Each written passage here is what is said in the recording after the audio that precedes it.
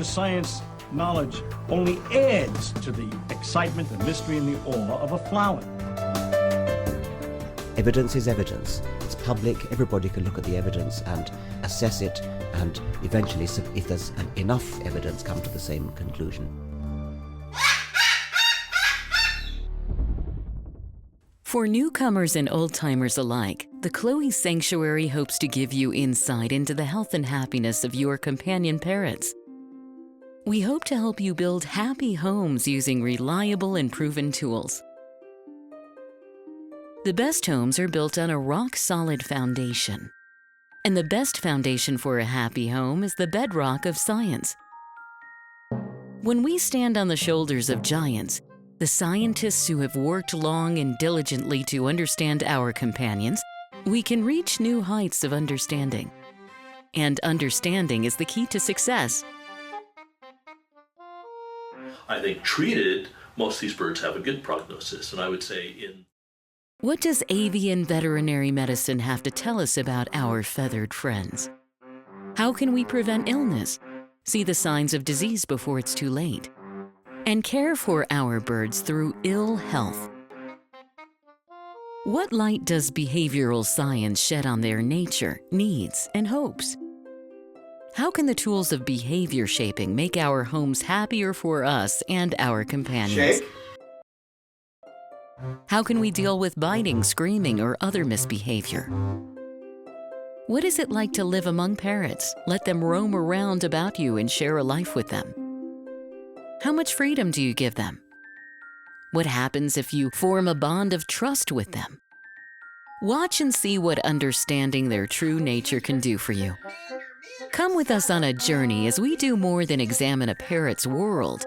We live in it. Make some popcorn and bring in a few wood blocks. Let everyone have something to chew and a comfortable place to perch. Cockatude is a presentation of the Chloe Sanctuary for Parrots and Cockatoos, a nonprofit charity dedicated to the empowerment of captive parrots and public awareness.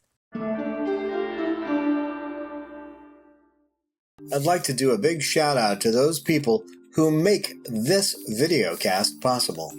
Cockatude would not be possible without our patrons.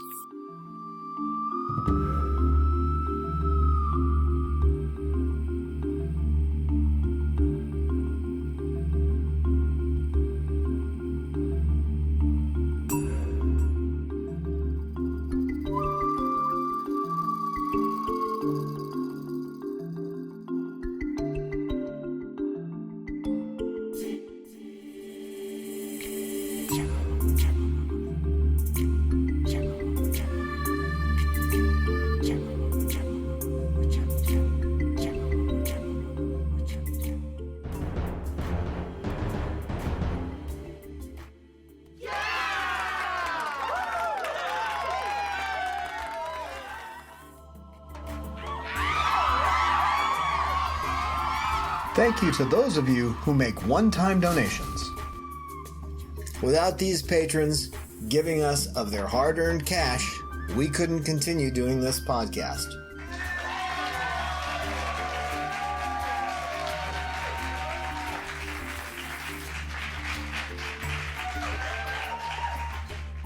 Hi, and welcome to Cockatude, Cockatoos with Attitude, Episode 80, Fun with Parrot Enrichment.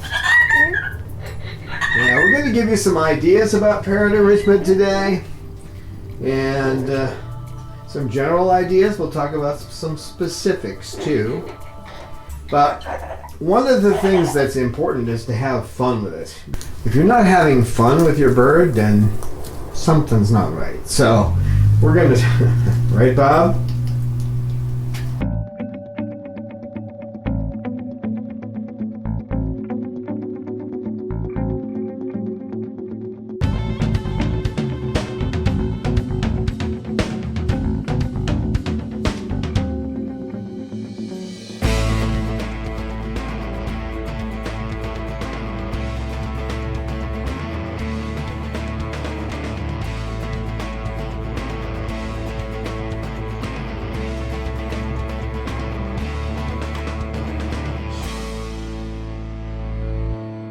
Cocoa Bird.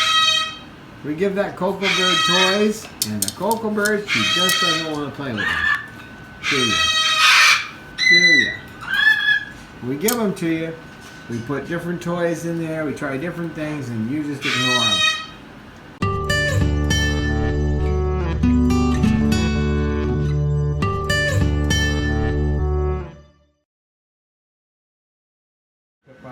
Hey, Pip, Pip. What you doing, Pip? What you doing, Pip? What you doing, Pippy? Yeah, and Pippy likes those toys. She likes, we have to buy those for her. She likes to chew them up. She didn't chew these wooden toys until recently. Right, Pip? She do now. Now.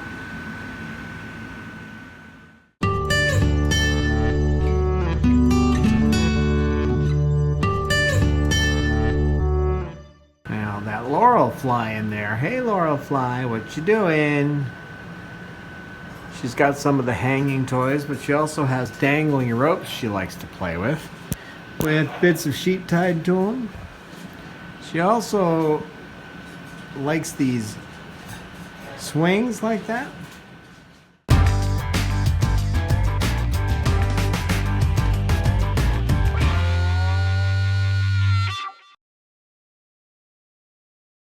This guy likes to chew the paper up. So you put paper down on his cage and he tears it all out of there. Don't you, Snowball? Don't you? Yep. But we keep trying different things, and that's fun. It's creative. Think, what's something different you can put in that cage? Right?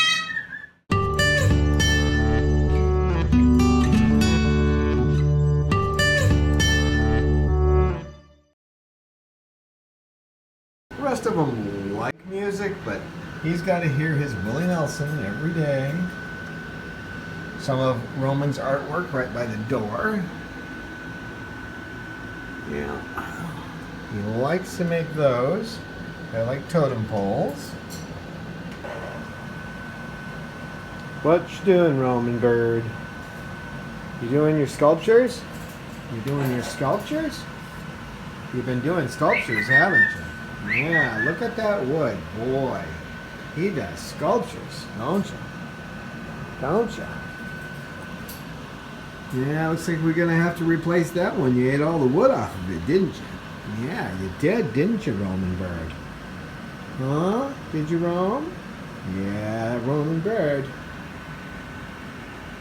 Yeah, Roman Bird. Gonna have to replace that wood soon, too. Look at that. You pretty much got it down to a odd-looking thing. Good for your feet, though, huh?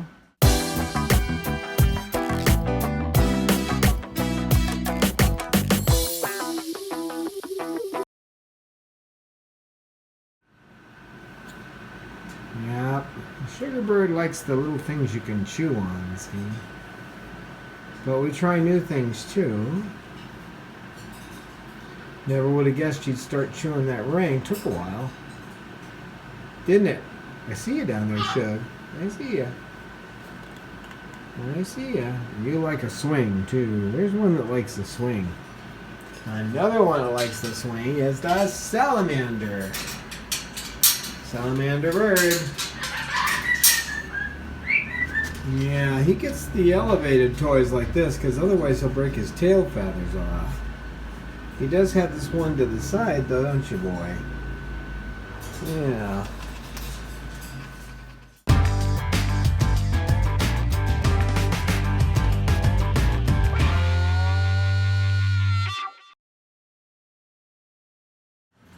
Peaches, what you doing in your peachy cage? Yeah, you got your little thing here, do you? Do you? Yeah, Peach. Yep, and you got your different musical devices, don't you? A couple of pieces of wood. Takes you forever to go through those toys, doesn't it? We just have to change them out. Yeah. That's right, Peaches. Yeah, you're looking at me like, what are you taking video for? Hi, Peach. Hello. Hello, Peach. Yes, I know you want out. We'll get you out in a little bit, okay? Yeah, it's a good girl, Peaches. That's a good girl.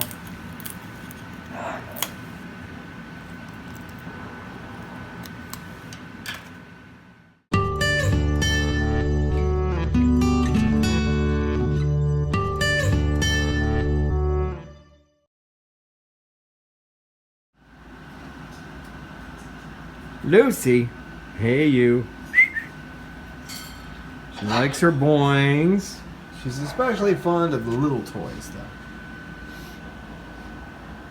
And we keep trying little ones, making new ones, buying new ones.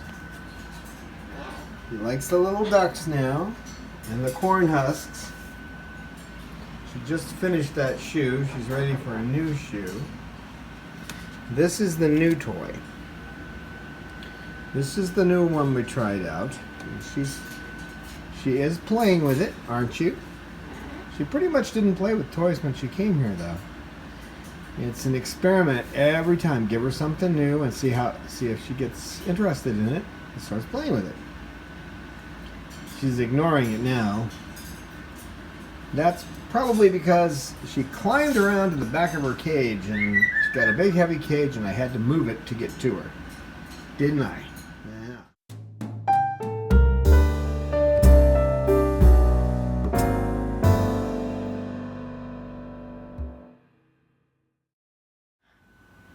Generally, in the night cages, we don't have too many toys. Dr. Jenkins doesn't hang toys in his birds' cages at night. They're just a place to sleep. But with Sugar, she does need something in there to keep her busy. And a few of the birds have that issue. Another one with that issue. Hi, Bob, back there. It's Pippa. She needs some toys in her cage. She needs a boing and that kind of thing. And also the night cage where you're looking at, you can even hear this, where you're looking at Peaches. She has another puppy piano and some small toys. She gets new toys every night. And Coco needs this kind of toy that keeps her from picking her feathers, along with other things. It's not just medicine that keeps them from doing that. You need to keep them busy and find things they can be interested in. That's her favorite toy. She goes through a lot of those things. Now, Babaloo, he'll take the wood off these things, and he doesn't really like the wood. He actually likes to take and slide up and down all the hard parts on these toys. I leave one that has wood in his cage and one without. And that's the way he likes it. He gets a little bit of paper at the bottom of his cage. He likes to tear that up. That toy was fully loaded over here in Cecil's night cage, and yes, it is indeed a round cage. And the reason being, and I'll show you, he has a round cage, and as you can see here, these are bead welds. See the thick metal around these welds? Well, he found a weak one, and you can see what I've had to do. I've had to clamp it and use tie wire to hold it together because he broke that bar off. All the way, he was going for the top and he almost had it. How did I know? I heard this noise in the morning before I got in here. I heard boing, boing, boing. And oh boy. And I knew it was him. If anyone's going to tear apart a cage, it's going to be Cecil. This is Bob though. Right, Bob?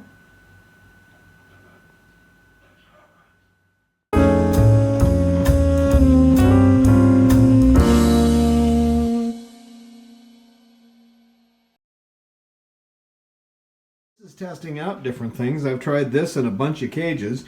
As you can see, it's about ready to need to be replaced because she's chewed it up. Due to this, I've been able to lessen the amount of medicine that Lauralei takes, because when she's in this cage, she's more interested in tearing this up, which is an unusual perch, but she likes it. Tried it with a couple other birds and they ignored it, but she loves them, so she gets about one a week.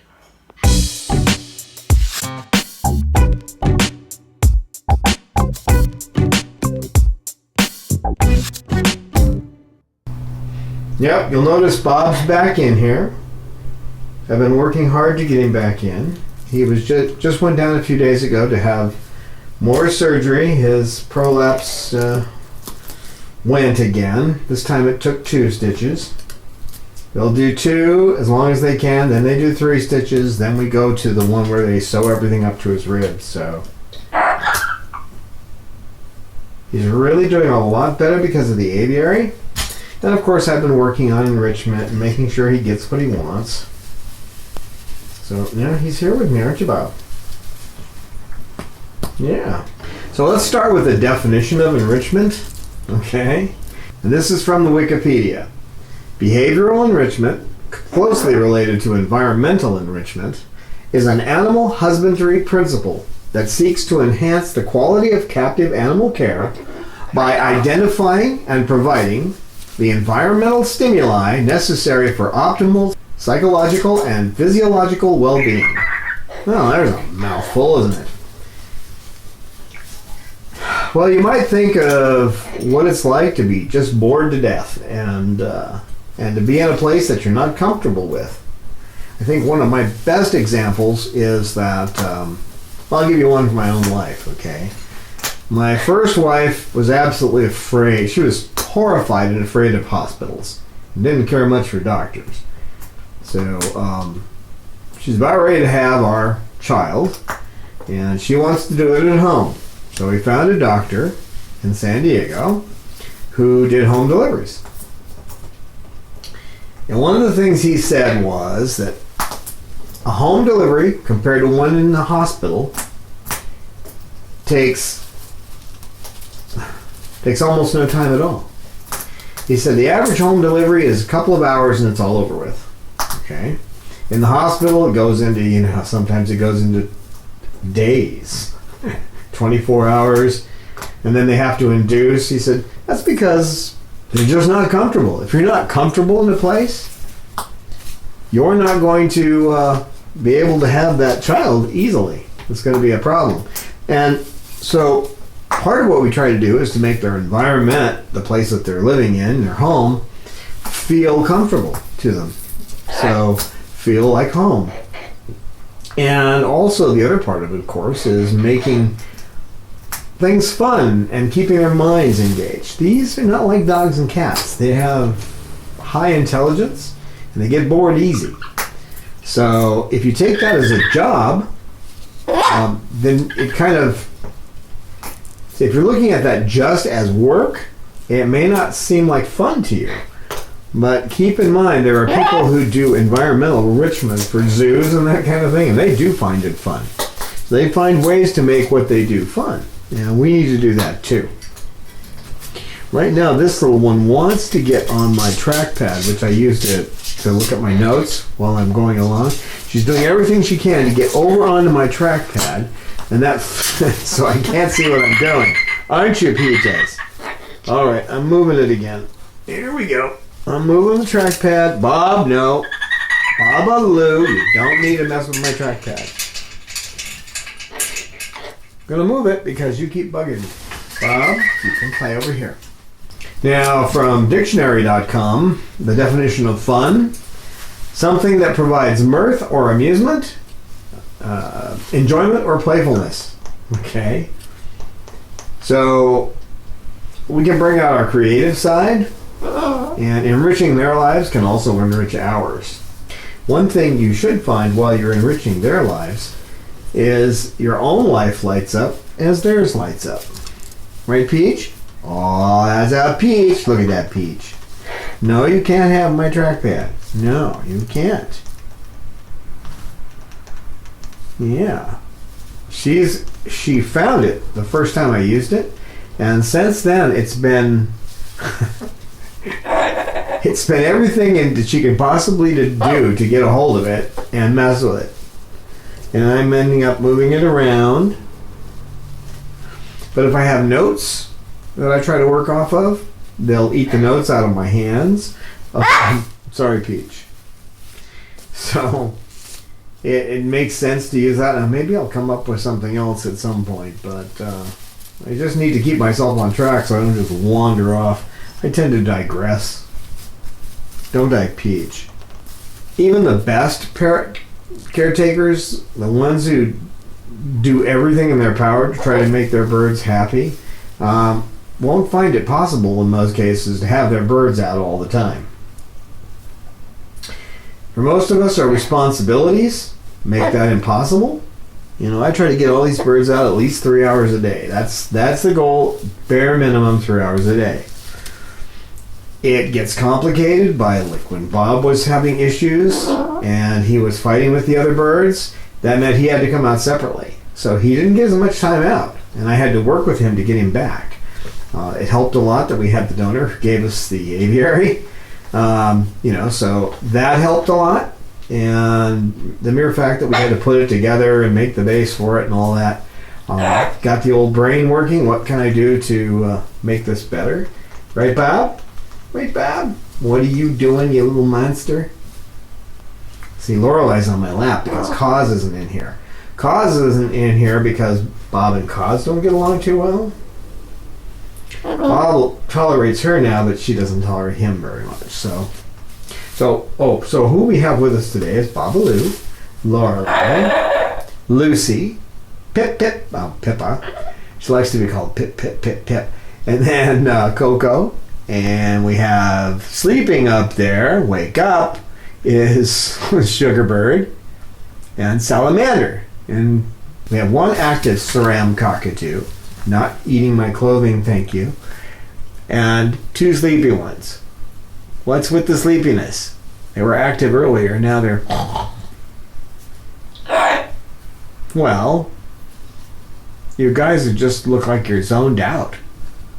Pippa's not. She's ready to start causing all kinds of trouble, I can tell. Aren't you, Pip? Looking at Steve Jobs, you haven't done that in a while. Well, you're looking at him. You are, you cutie pie. Now, the nature of these birds, what they need in their lives and what they seek, makes it kind of ill-advised to leave them out unsupervised. A good example was Bob. He was rehomed 8 times in the first 11 years of his life. One of the places he went was to a businessman who took him to his office and then left him there unsupervised for an hour. When he came back, the keys were off the keyboards, the printers were torn apart, the place was a total mess. Bob was covered in printer ink.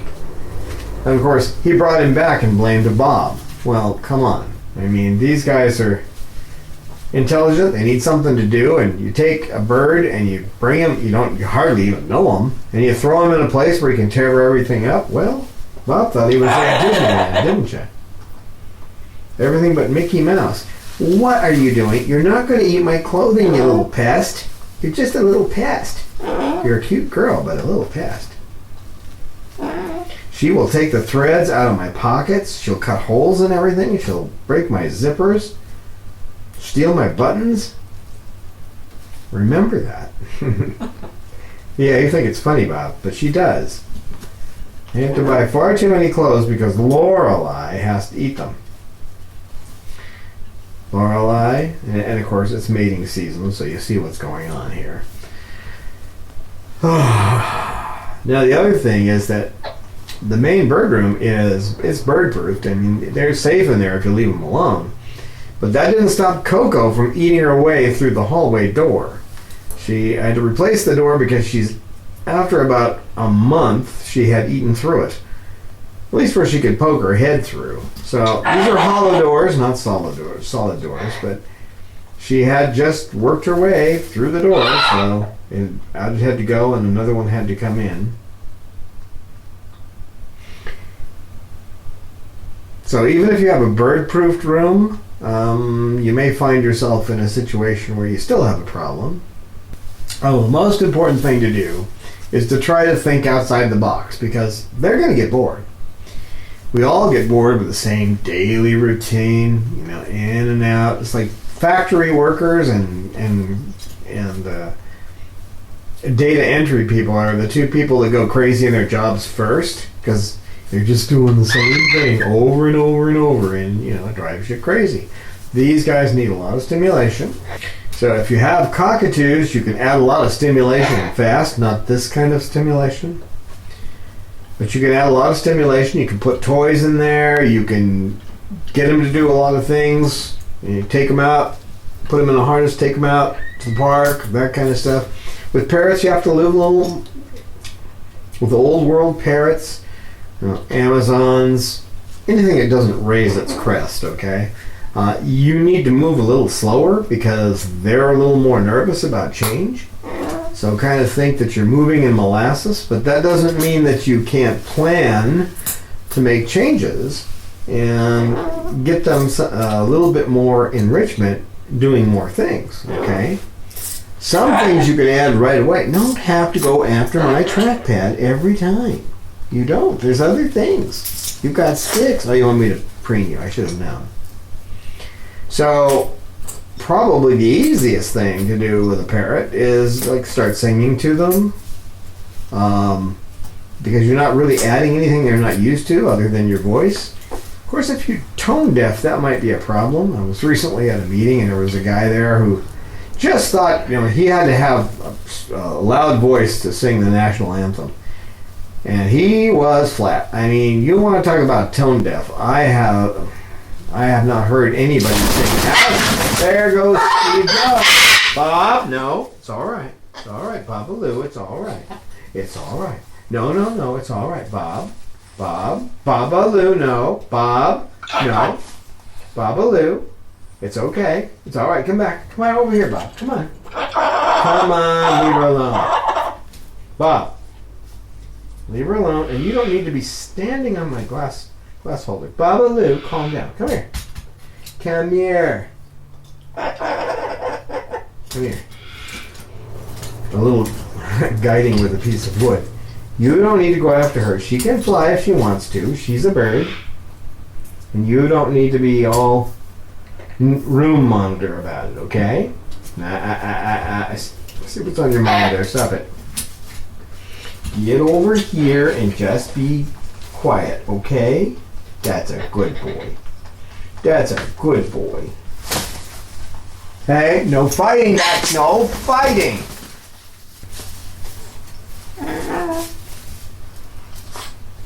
You leave her alone. No, you leave her alone. Leave her alone. Bob.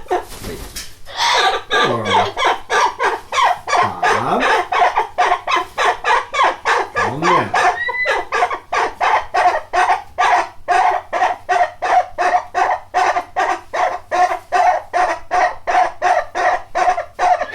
The biggest problem we end up with is getting stuck in a rut. And that's one of the reasons we have, and I read this, it's an article written by an avian veterinarian where she suggested that you should always have, hi Pippa, you should always have a night cage and a day cage. And she gave medical reasons for having the day one and the night one. Primarily the night cage is there to give them a different place to be where they know they're going to be sleeping, and it's away from the daily traffic. And also it's a small enough cage that there's less chance of injury if they have a night fright. Okay? But the other part of it is that you're taking the bird from one cage to another and back to the cage. You're doing this move every day. So in that process, what happens is the bird doesn't get stuck. A bird that's always in the same cage, life is boring, I'm stuck in the same place. You know how we get if we're stuck in a job we don't like, and it's just we're stuck there all the time. Get up and you're at the imagine living at your job. Imagine just living at a job. And that's it. You wake up at the job, you do your job, you go to sleep there. It wouldn't be much fun. Well, some people do that with home employment, where they work at home. They have their own business at home. That's a little different because they have the right to go off and do something else, and they can rearrange their time. These guys can't do that, so it helps to have that second cage. Bob? Oh, okay, gotta go to the bathroom. All right, go ahead. He just had his surgery, so I gotta kind of watch this. Look, that came out okay, Bob. Good boy. Yeah, you were such a good boy at the vet too. Just my good boy. Now, easy. Bob just desperately wants to get close to her. They're the same species, and she doesn't want anything to do with any other bird. She's always going after the other birds and giving them a little bit of trouble, aren't you? Yeah, she doesn't hurt anybody, but she threatens them. I'm afraid she'll get hurt. Because she's threatening. So I keep an eye on her pretty close, don't I, girl? Yeah. Don't I? Bob? Here you go pulling the hairs on my arm again. Will you stop that? No, you won't? I'm not surprised.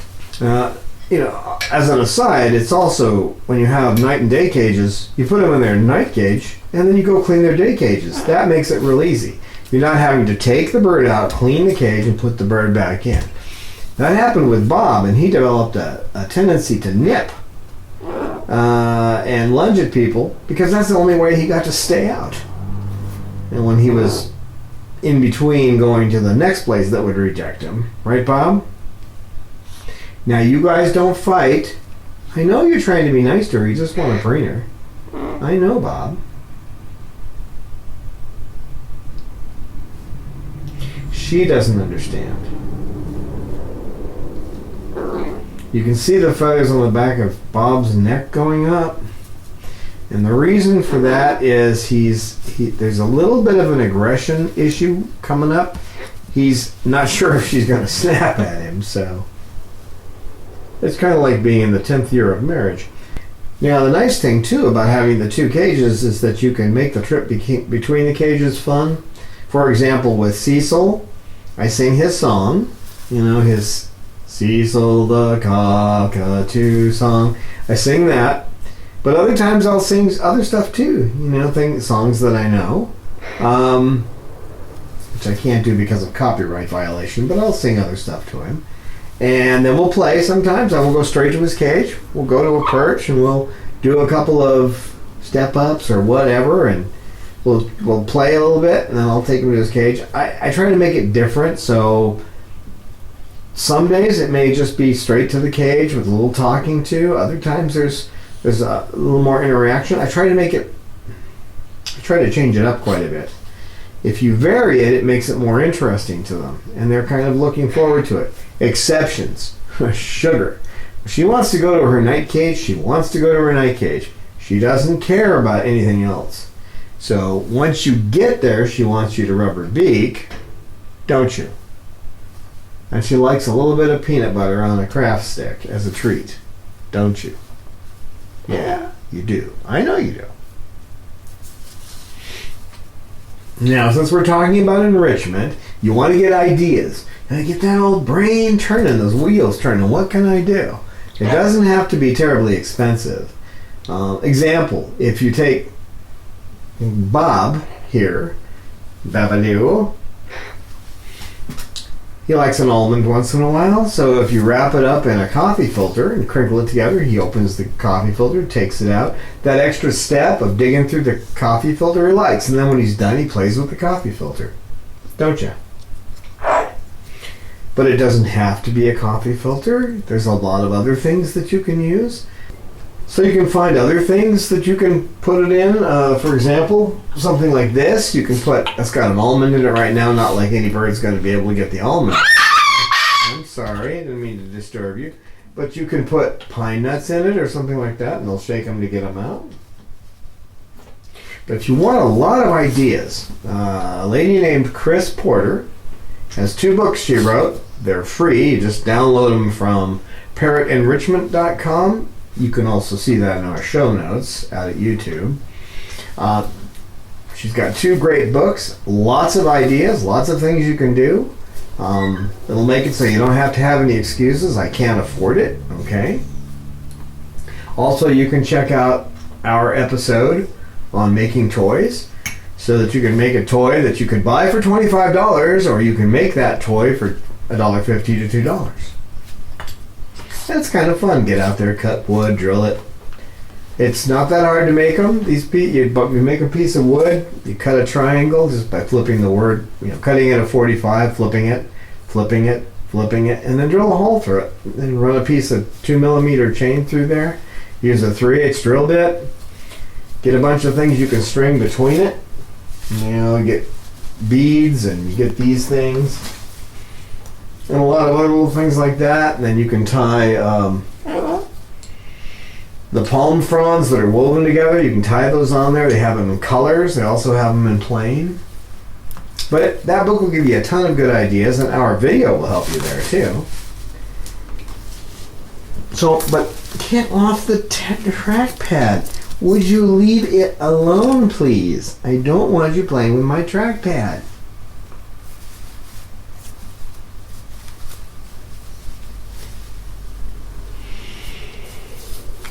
And again, thinking outside the box will make it better for you and better for them. It's getting colder here in California. I know you guys think we never have anything cold, but it's getting into the 60s. I have Raynaud's disease, which means that my fingers can't lose circulation when it gets cold. And by cold, I mean 68 degrees or lower. Sometimes even 70 degrees will do it. And you can actually get gangrene from being outside in 60-degree weather. So, all right, you two, no fighting. Let's not square off. Let's not do that. You don't need to square off with Bob. So, volunteers coming over to make toys. And so I thought it was a good chance. It was 72 outside, so that was a good chance to try putting the birds in the aviary and leaving them in there with us just like 5 feet away, sitting at a table making toys. So, Babaloo, no. Pippa, you go sit up. Pippa, go sit up here. Go on. There you go.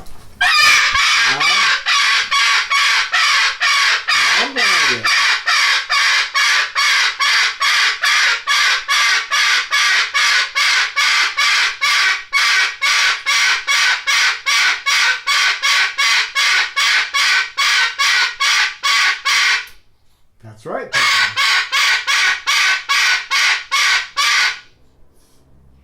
Coco's going to comment on that if you keep it up. She's fluffing over there. She will. You calm down now, Bob? Okay. How are you doing, Luce? Alright.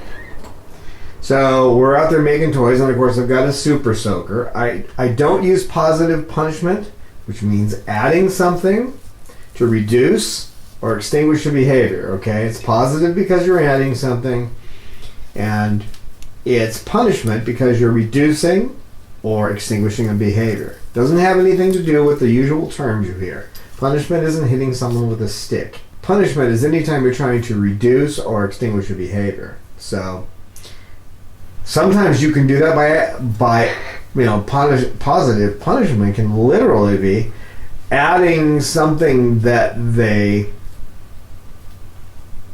don't like in their environment to get them out of an area, okay?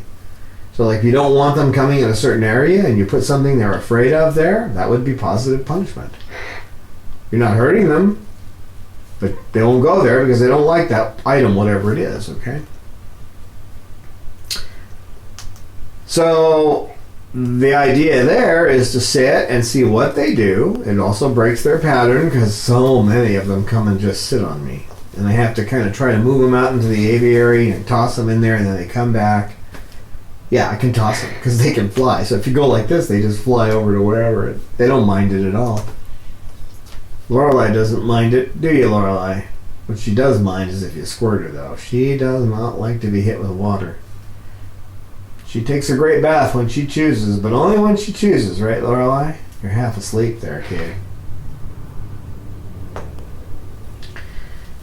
So that was a totally different situation for them. And it took them about 2 hours to realize that I wasn't coming in and to start moving throughout the aviary and doing more in there, not being so focused in one spot. And they got comfortable pretty fast, so then you add new toys. You hang some new toys in there, things to get their attention, and draw them away from where you are. Get them to do things on their own. With cockatoos, you teach them to play by themselves. With parrots, you teach them to step up and sit on you with old world parrots. Because old world parrots are more likely to not want to be on you. And these guys, You're like a magnet to a cockatoo. What are you getting into, Pippa? Pippa, leave my cameras alone. Pippa? Pippa, you're sitting in front of the camera. That's better, Pip. She'll cause the camera to lose its focus because they autofocus. So, well, I've got one more camera pointing down, so that won't be a big deal.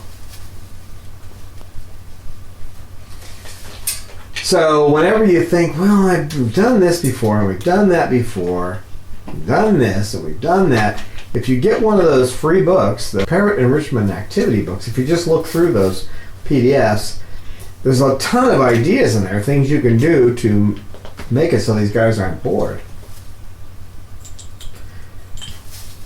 So you can be like on Star Trek. You can go where no one has gone before and do something different. Right, Bob?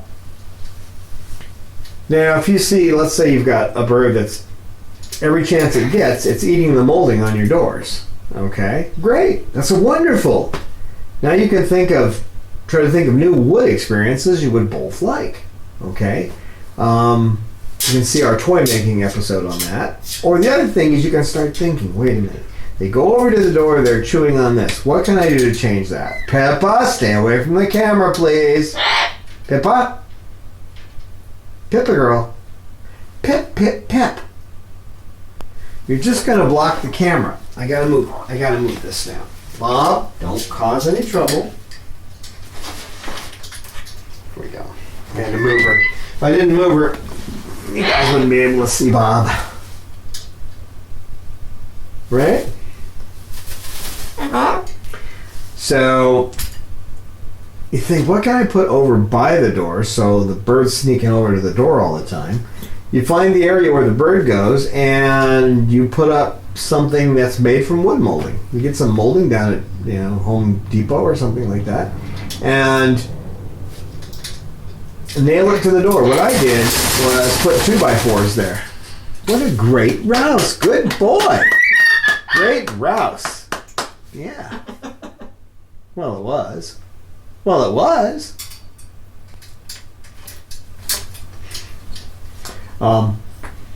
So I put 2x4s there. I took the molding off and put up a 2x4, and then they go over there and chew the 2x4. Most people don't want to do that because they don't want to make their home look, silly. But hey, these guys, they're going to chew wood. You're not going to stop that. They're going to find some way to do it. And if you do restrict them, that could cause other psychological problems. You could end up with a bird that mutilates itself. That will only be the cue for it. The reason for self-mutilation, for feather-destructive behavior, is not you. You can add a little bit of stress and it may come out. The reason is because of these breeders and the way they incubate these guys in incubators, and they never get to meet their parents. They miss all these steps in their development. That's where it really comes from. You can see our episode 14. Dr. Jenkins explains all that. So what other things can you do to enrich their lives and also make your life fun? Okay? Now, when I was talking about the molding, that can be fun. Like putting that stuff up and watching them go after that 2x4 and thinking, I've got the molding in the closet. They're not eating it. And you can actually enjoy watching them chew the 2x4. After a while, though, they will get bored with it. You can put the molding back up if you want. I didn't put the molding back up myself, but you can. And you can come up with games, and you can work out games with the bird. Snowball, for example. Like to play with little plastic lids off jars. You'd throw them, he'd go get them and bring them back. So I kept throwing them farther and farther, and then I tried... Uh-oh, someone's got a feather that has to come off there. Don't you, Shug? She's losing a feather. Yeah, it's old and ready to come out, I'm sure. So what I did is I got the little mini frisbees, and then I bought a package of 10 of the big frisbees. And after a while, we just kept playing, and I would throw it farther and farther, and then he started getting up on top of the cages, and I would throw it up to him on the cage. He would catch it and throw it back to me.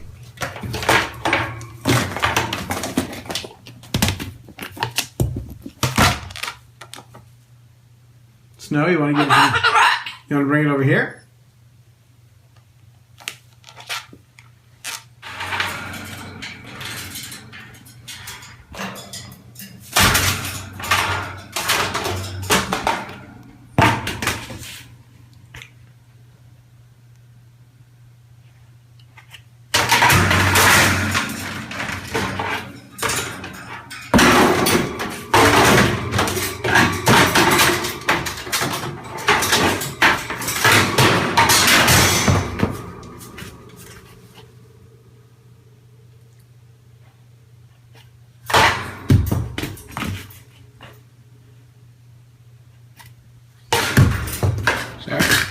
I'm just trying to do this with the camera at an angle, and it's tough to do.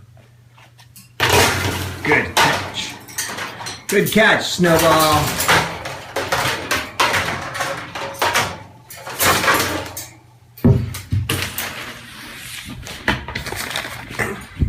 And do another one. Do another catch. Almost. Here we go. Oops. Let's try a red one. Let's try this red one. Come on, Snow. You can do it. Good catch.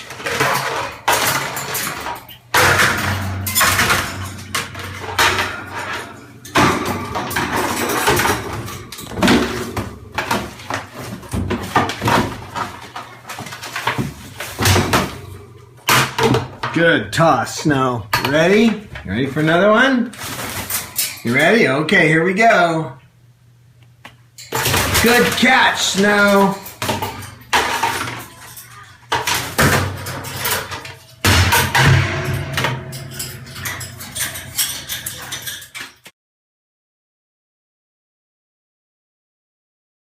This evolved over time, became a game. You'll find that when you're doing this, that the bird will develop some rules that you didn't expect. One rule that Snowball has is if he thinks he's bitten you, because he gets real hyper when he's playing, he'll stop playing. You can say you're not hurt, you can say it's okay, he won't pay any attention to you. If he thinks he bit you, that's the end of the game. Chloe and I had a game that worked out over time. It started out as she would get up on top by a cage. I had a little small cage up there, just a little cage for her to sit on. And I would take a toy and try to throw it past her, and she would grab it. And to stop me from getting it past her, the game was not to get the toy past Chloe. She was the goalie, to stop the toy. And then she started running over. There was a little door for the paper on the printer. So she would catch it, toss it back to me, go over there and flip the door down. If you tried to play and actually take that little toy and get it past her before she flipped the door down, that was the end of the game. She wouldn't play with you anymore because you broke the rules. Okay? So yes, they do come up with rules. Yes, you think that's funny? It's true though, Bob. They come up with rules and you better play them.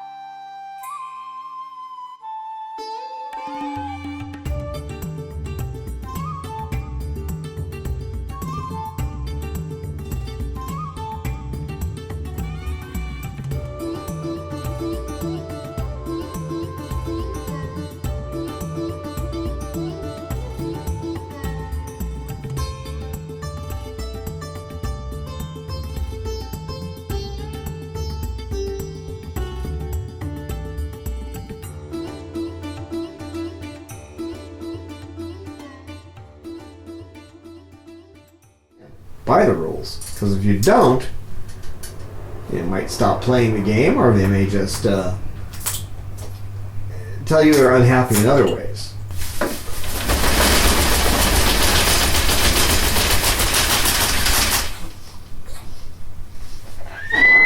And you can play games without toys. Good, Pippa. You can play games without toys too. Snowball, for example. Snowball and I. Hey, Bob. Let's see your stitches. Let's take a look at your stitches.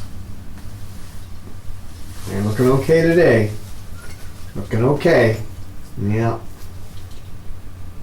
Snowball, he started it, but I'm like taking him to his night cage, and I cocked my head to the side like this, and he cocks his head the other way at the same time. So I move my head back, and then so we're going like this. He's going this way, and I'm going this way. So we're doing this. This is a game I play with Snowball. We call that the head weaving game, or I call that the head weaving game. Bob and Cecil and I will play the dog game, which is I'll bark, row, row, and then Bob will bark, and then Cecil will bark, and we'll get into barking back and forth. So we play the dog barking game. They also have games that they play amongst themselves. Lauralei and Cecil play the game of imitating the humans. So Cecil will go, and then Lauralei will go, and they'll go back and forth like that, and it's just like two people arguing.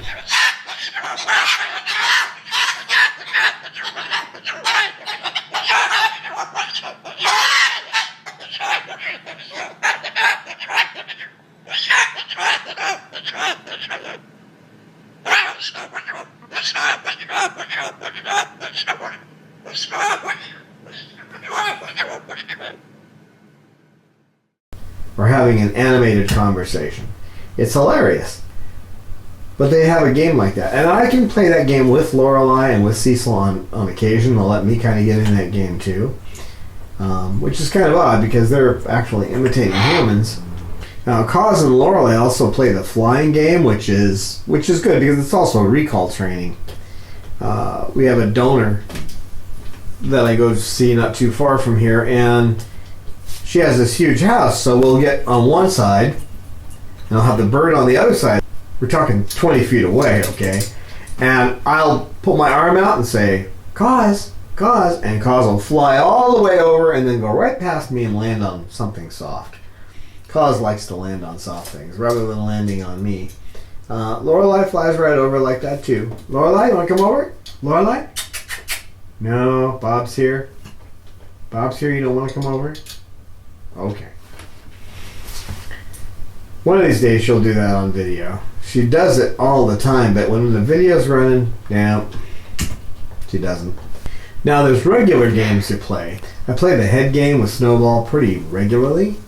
I do the one with Cecil where I do his song. I do that every day, twice a day at least. In the morning when he's going from one cage to the other, at night when he's going from one cage to the other. And then there's the intermittent games. A good example is with Roman. He likes the Let Roman Get Soaking Wet game. And he gets that about twice a week. It's a game to him where I can spray him down till he's just totally soaked, and he loves that. So, and he'll say, I love you, and he'll move his wings all around while you're spraying him. So we do that a couple of times a week. The intermittent games are good, the ones you don't play every day, because it changes things up, and they get more interested. Rome gets all excited. Got one, Peach. He gets all excited when we're playing that, shower game. He would probably like it every day. The problem with an everyday schedule is that after a while it's not going to be as exciting for him. Doing something all the time tends to weaken its effect. So you should have some intermittent games that you play sporadically, and then games that you play every day. Right, Bob? Bob? With Bob, the upside down game, especially because of his prolapse, we play the upside down. You want to play upside down game for me? Well, now you want to dig? Alright, I don't want to get him upset, so. He's doing well. He's back in here for these videos. That's a good thing, right, Bob? Hello, Peach. If you're playing games with your birds, mix them up a little bit. Move the location. If you usually sing to them in the kitchen, just do it in the living room one day. Get them in an aviator harness and go out and dance and sing with them outside. Wear a silly hat or a Hawaiian shirt. Yeah, be careful with that one though. Some birds don't like hats, and some birds don't like you to wear unusual clothing. But sometimes they find it fun. So you have to be careful not to break their trust too while you're doing that. So you want to try to think like a great behaviorist, like Dr. Susan Friedman of behaviorworks.org, or Jennifer Sellex, who wrote the book Animal Training 101, and she's an animal trainer and a teacher. Try to mix that attitude, what can I best come up with that will enrich their lives, along with comedians like Jim Carrey or Steve Martin or Buster Keaton. Okay? I mean, you can even do magic tricks for these guys. Get some of these little magic tricks you can do. The one with the balls where you make the balls appear between your fingers, that's cool. I think they can figure out how you're doing it though. The average person won't be able to figure that out, but they kind of can, they're better at that kind of thing. In research done in Austria, they've got Goffins that can figure out when you're doing the shell game where the treat is under which one of the shells. It's amazing. Even though you've mixed it all around, they know. So, but they like it anyway. It's kind of fun, isn't it? It's like foraging. It's part of their behavioral pattern, foraging, so knowing where things are. Do you have a guitar you haven't played in a while? Try singing, learn a song, or remember how to play a song, and sing it for them. Or just play the guitar. You play the piano? Bring the bird over and play the piano for them. Do something different. Okay? A lot of people know that you can have them forage for food in their cages. You can hide food in different places and put them in coffee filters and hide food here and there. Move their food bowls around, that kind of thing. That's all good, but adding some little spice to their life. Take them out. Take them out, and I took Chloe to Queen Califia in Escondido, and we had a good time walking around looking at all the stone statuary, and I took pictures of her there, and she just enjoyed the whole trip, and so did I. Got me out, got me doing something, and then Chloe got to see something new and meet new people.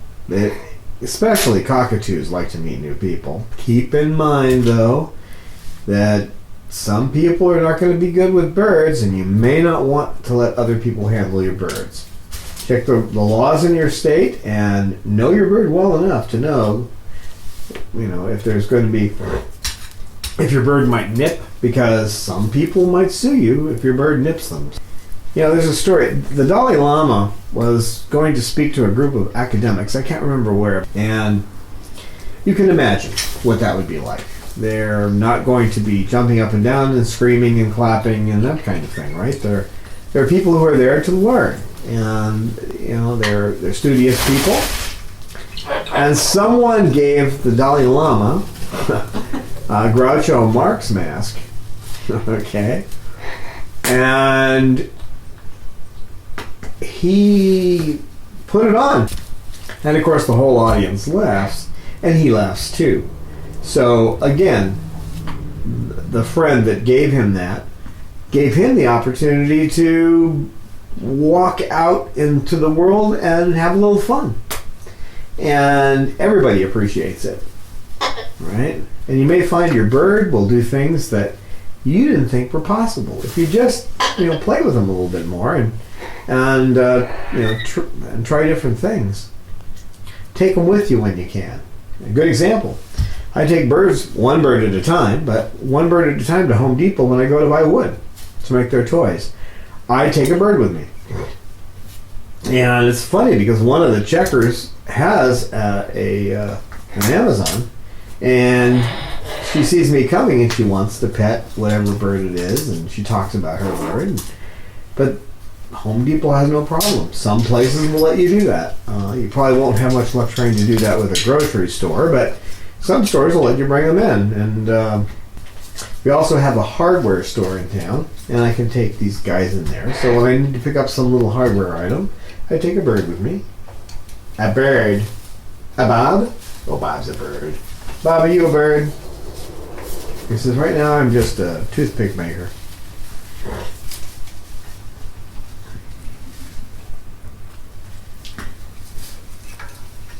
So it's more than just toys. It's more than just setting up their cages. It's the time you spend with them and the different things you try to do, the way you vary their lives so they're not doing the same thing all the time, but yet they still have their little fun things that they like. They're getting personal enrichment with you, doing things on a daily basis, and then the intermittent kind of things that make life more interesting. They are never quite sure what is going to happen, so they're kind of looking around. Just don't let them get bored. You know, you don't want to be bored. They don't want to be bored. So have fun with your enrichment activities. Be careful with your Groucho Marx mask, though. Some birds don't like masks. And if you're wearing a hat, some birds don't like hats. And other birds will just go, oh, cool, something to eat. Peach, you want to say goodbye to the people? Come on, Peaches. Come on, Peaches. Peaches, you want to say goodbye to the people and tell them, become a patron. Can you say that? Can you say, become a patron? We'd appreciate it if you could find it in your hearts to give us $1 an episode. We do 2 episodes a month, then that would really help us out, wouldn't it, Peach? Yeah. Tell them. Tell them. You go through 25 pounds of food a week, don't you guys? Yeah. And $125 a 25-pound container, right?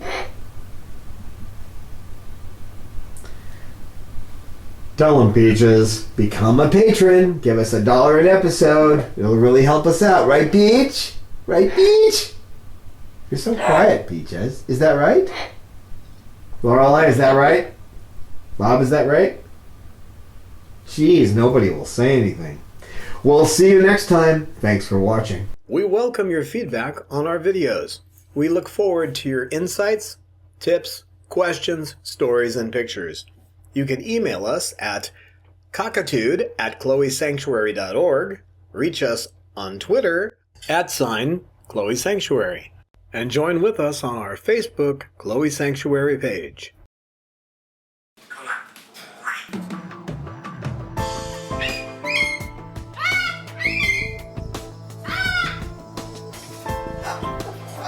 Science knowledge only adds to the excitement, the mystery, and the awe of a flower.